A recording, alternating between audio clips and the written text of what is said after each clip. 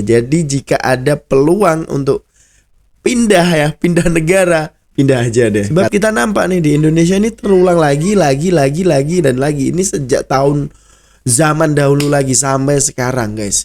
Kalau netizen tidak bergerak ya, no viral, no justice. Itu real yang ada di Indonesia. Jelas mengakibatkan kerugian triliunan, ratusan triliun. Vonisnya sekian tahun. Prabowo nggak ngerti hukum lagi.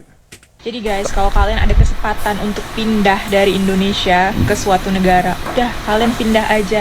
Kenapa? Karena hukum Indonesia itu cuman tajam ke bawah, tumpul ke atas. Contoh kasusnya, kasus yang baru-baru ini. Suami Sandra Dewi cuman dihukum 6,5 tahun penjara dan denda 1 M. Padahal dia sudah merugikan negara sangat banyak sekali. Kecewa nggak sih kita sebagai rakyat Indonesia? Kecewa kenapa ya? banget. Hakimnya pertimbangannya tuh apa? Cuman kasih hukuman sedikit doang gitu. Padahal negara itu sudah sangat dirugikan. Nanti dibilang negara bobrok, tapi nggak terima. Tapi kenyataannya kayak gitu. Banyak kasus-kasus yang kalau tersangkanya atau terdakwanya itu orang famous atau enggak memang seseorang itu uangnya banyak, pasti hukumannya nggak setimpal gitu. Apalagi kasus korupsi ya. Korupsi itu kan sama dengan kayak mencuri uang rakyat Indonesia. Kok bisa gitu? Koruptor itu dihukumnya ya cuman beberapa tahun. Nggak ngerti ah. Dengan kasus yang sama aja di China ya, baru-baru ini pejabatnya dihukum mati. Di Indonesia cuma 6,5 tahun dihukum. Terus dendanya cuma 1 M. Gak masuk akal, jauh banget. Even Profesor Mahfud MD aja udah berkomentar, gimana sih hakimnya? Harus dicek nih hakimnya. Gimana Indonesia mau maju kalau kasus-kasus seperti ini dibiarkan? Di mata dunia juga Indonesia kayak mereka mau investor ke negara kita juga takut. Takut kebijakannya ya berubah-berubah. Cuman menguntungkan salah satu pihak doang. Udah akhir tahun, semoga ya tahun depan itu menjadi lebih baik lagi buat Indonesia, semoga. Oke guys ya, assalamualaikum, salam sejahtera semuanya guys ya. Ini adalah fenomena yang terjadi di Indonesia ya, tapi nyata ya, yang dimana itu ada koruptor ini guys ya. Langsung disebut koruptor sebab memang melibatkan uang yang begitu banyak, 300 triliun rupiah guys. Itu setara berapa ringgit ya?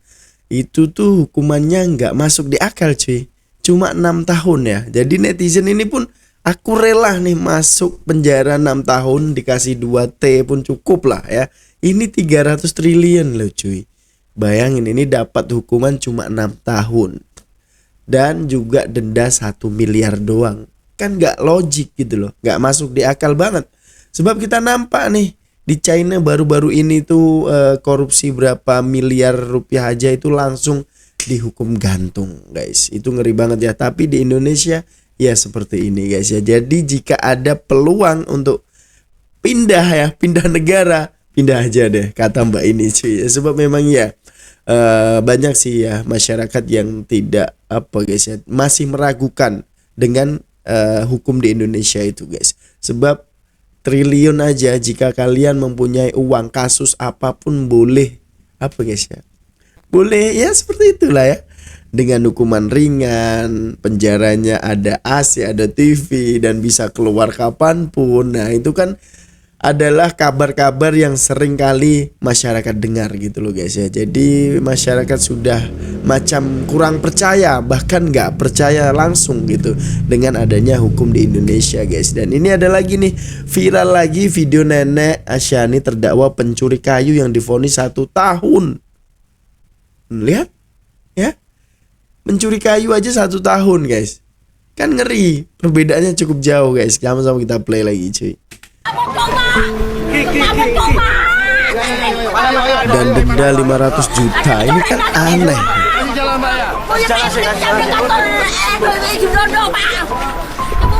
Teriakan histeris nenek Asyani setelah mengikuti sidang vonis kasus dugaan pencurian 7 batang kayu jati tak terbendung lagi. Jangan menilai Awas lagi. jangan soal puasa Sebelumnya, Majelis Hakim Pengadilan Negeri Situbondo Kamis siang menjatuhkan vonis bersalah kepada Asyani. Asyani divonis bersalah karena tidak memiliki surat kepemilikan kayu jati. Namun kini ia dijatuhi pidana 1 tahun penjara serta denda 500 juta rupiah subsidiar 1 hari penjara dengan masa percobaan 15 bulan. Satu-satunya cara memperbaiki ini revolusi. Gak ada cara lain. Karena semua udah kotor. Semua kotor. Oke Jap guys, kita komentarin nenek itu ya. Bayangin ya, mencuri kayu bakar, kayu jati itu didenda 500 juta. Yang korupsinya 300 triliun cuma 1 miliar. Separuhnya doang ya. Dan untuk aku yakin nih ya, untuk nenek ini mencuri kayu pasti akan bukan karena ingin untung kan, sebab karena terpaksa lah guys. Dan itu dibui 1 tahun loh. Kan gimana keadilannya gitu. Mencuri ayam pun kena penjara minimal 1 atau 2 tahun. Mencuri ternak, mencuri sandal jepit pun kena. Tapi yang mencuri, korupsi, koruptor, hukumannya ringan banget. Apakah karena mereka mempunyai uang yang lebih untuk bisa membayar satu persatu di dalam persidangan? Wow, miris banget seriusan guys ya. Aduh, harus revolusi, bener kata abang ini. Kita dengarkan sama-sama guys. Mahasiswa kotor, DPR kotor, penegak hukum kotor, pejabat kotor. Siapa lagi? Mereka lah penjajah itu. Penjajah bangsa sendiri. Harus kita yang melawan penjajah itu, apapun resikonya.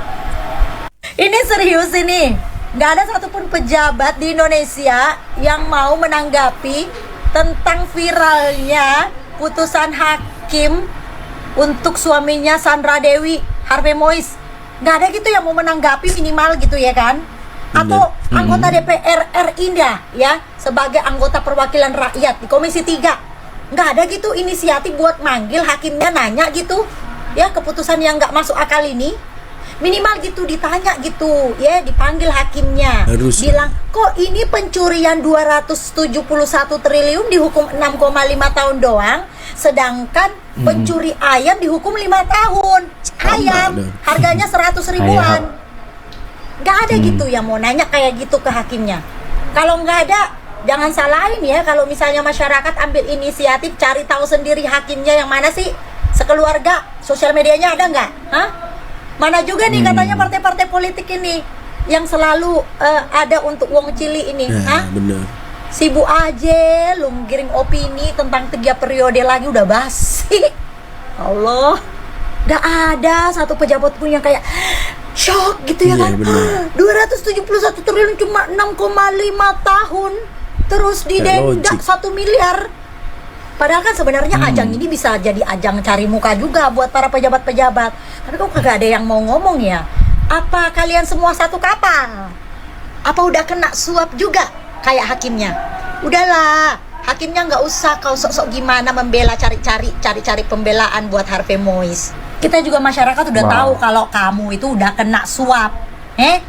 Kalau alasan kamu meringankan hukuman untuk Harvey Mois itu karena berkelakuan baik, kenapa orang-orang yang lain yang memang juga berkelakuan baik nggak kau ringankan?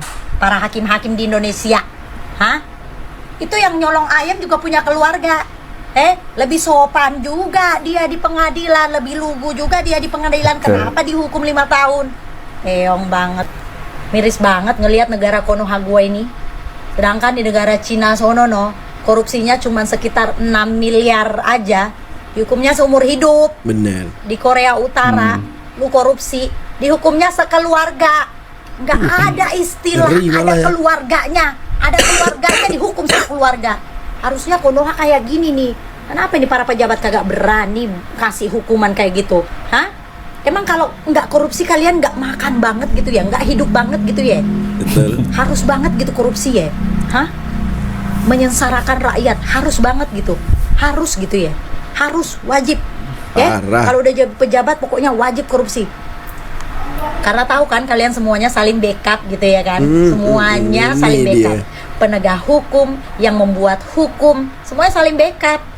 Jadi kalau misalnya ada pejabat yang kena, ya sabar aja gitu kan. Bisa Bahkan disettle senyum-senyum di TV tuh kadang-kadang tuh diwawancari senyum-senyum, minta doa lagi. Pala lupa yang mati aja kau sana, doain mati aja kau sana.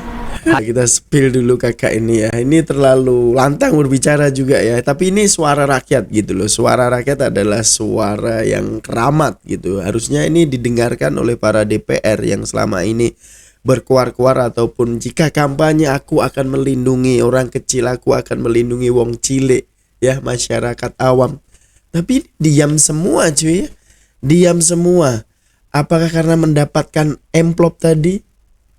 Wow. Sebab kalau dibandingkan di negara lain ya, bahkan Korea itu tadi kalau suaminya melakukan kesalahan korupsi, satu keluarga di penjara. Aku rasa lebih baik seperti itu guys ya. Jadi ada efek malunya juga, efek jerahnya itu pasti ada guys ya. Walaupun tidak dihukum gantung ya, tapi at least itu memberikan efek jerah yang begitu dalam lah, dan tidak akan ada terulang lagi. Sebab kita nampak nih di Indonesia ini terulang lagi dan lagi. Ini sejak tahun zaman dahulu lagi sampai sekarang guys. Dan di era modern ini ya, masyarakat hanya bisa bersuara melalui media sosial agar terdengar gitu loh guys ya. Sebab biasanya nih kalau netizen tidak bergerak ya, no viral no justice. Itu real yang ada di Indonesia guys ya.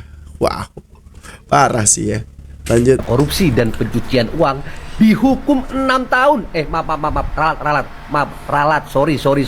Ralat. Kalau Indonesia hukumnya tegas nggak. Okay. Maaf, salah. Ralat ya. Hanya di negara berkekel terdakwa yang terbukti bersalah atas tindakan pidana korupsi dan pencucian uang dihukum hanya 6 tahun, guys. Wow. Gokil itu negara berkekel. Keren ya.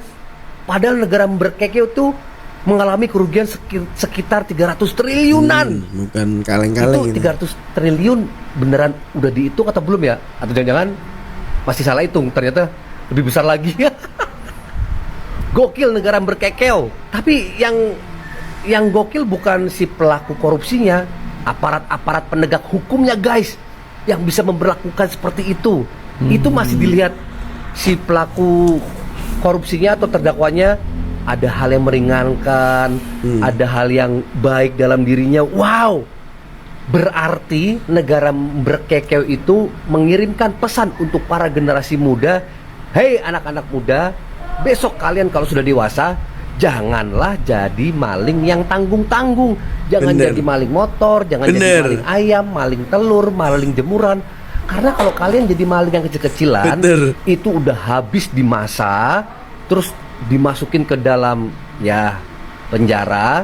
Belum di dalam penjara itu dibegitukan. Ini di negara berkekel ya.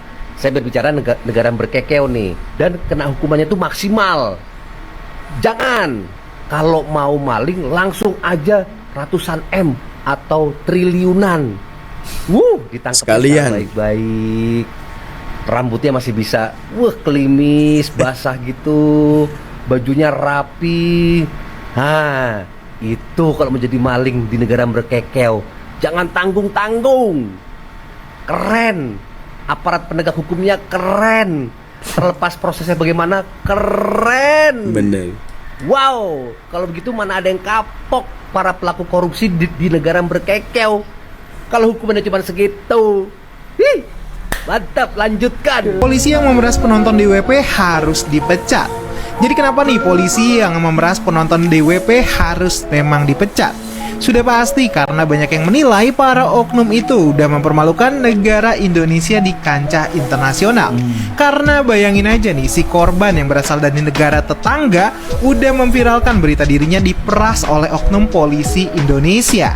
Hal ini membuat nama baik polisi Indonesia pasti hancur di mata dunia. Dan efek negatifnya, para investor dari luar negeri pasti mikir-mikir lagi untuk berinvestasi di negara kita. Karena turis asing yang main ke Indonesia untuk nonton DWP aja bisa diperas, gimana lagi para pengusaha besar yang mau membangun bisnis dan investasi di Indonesia. Oleh karena itu, mungkin banyak netizen dan juga kalian semua setuju kalau polisi-polisi itu mending sekalian aja dipecat. dipecat. Hal ini untuk memperbaiki nama baik Indonesia di mata internasional. Oke guys ya, ini adalah salah satu hal yang memang sangat memalukan dan bisa jadi itu merugikan gitu ya. Yang dimana itu orang-orang ini pasti akan fed up gitu ya datang ke Indonesia. Bukan hanya di sektor pelancongan doang ya, di sektor investment untuk menanam modal di Indonesia itu pasti memikir lebih panjang lagi. Bahkan ini hanya nonton datang melancong mungkin beberapa hari doang dikenakan PAU yang begitu luar biasa besarnya guys ya. Bahkan jumlahnya miliaran. Itu adalah salah satu hal yang menurut aku sangat tidak etis banget lah. Jadi wajar jika memang harus dipecat, yaitu setuju banget. Bahkan masyarakat juga menyetujuinya dengan adanya case ini guys ya. Jika memang itu benar-benar terbukti bersalah, ya udah dicopot dengan secara tidak hormat ya. Dan itu harus semuanya ya yang terlibat, harus semuanya guys ya. Dan saya mohon ya, kalau sudah jelas melanggar, jelas mengakibatkan kerugian triliunan, ya semua unsur lah, terutama juga hakim-hakim ya, vonisnya jangan terlalu ringan lah. Nanti dibilang Prabowo nggak ngerti hukum lagi. Tapi rakyat pun ngerti, rakyat di pinggir jalan ngerti. Ngerampok triliunan, kalau triliunan, ratusan triliun. Vonisnya sekian tahun. Nanti jangan-jangan di penjara pakai AC, punya kulkas, pakai TV. Tolong Menteri Pemasyarakatan ya, Jaksa Agung naik banding nggak? Naik banding ya? Naik banding. Vonisnya ya 50 tahun begitu kira-kira itu. Oke guys ya, Pak Prabowo pun merasa tidak, boleh dikatakan kurang terima gitu guys ya, tidak terima sebab beliau ini sudah menyuarakan bahwa ada nih yang berkorupsi sekian banyak tapi akhirnya cuma berapa tahun doang guys ya. Jadi ini sangat miris sekali ya, sangat miris sekali, bahkan untuk maling ayam. Jadi lebih baik itu sekalian, jangan tanggung-tanggung ya. Jangan cuma maling motor, maling mobil, sekalian terus maling triliunan ya. Sebab hukumannya sama cuy. Jadi mending yang banyak gitu ya. Setelah 6 tahun kita kaya raya. Wow. Sebab untuk perampasan aset itu belum ada guys ya undang-undangnya. Lebih baik itu ya perampasan aset dilakukan dengan betul-betul ya. Jadi setelah diketahui bahwa korupsi dan hartanya semuanya disita dan dirampas, tidak usah dikembalikan lagi, jadi dimiskinkan lah. Nah itu aku rasa lebih worth it lah ya, lebih efek jerahnya itu luar biasa. Jadi setelah keluar dari penjara, of course dia sudah tidak mempunyai apa-apa. Nah itu baru adil guys ya. Jadi kalau di Malaysia seperti apa, komen terbaik guys ya, kita tunggu. Jadi sekian dulu untuk informasi kali ini. This is Konoha guys ya. Assalamualaikum warahmatullahi wabarakatuh. Peace, love and respect from Indonesia. Bye bye. Hukum adalah lembah hitam, tak mencerminkan keadilan.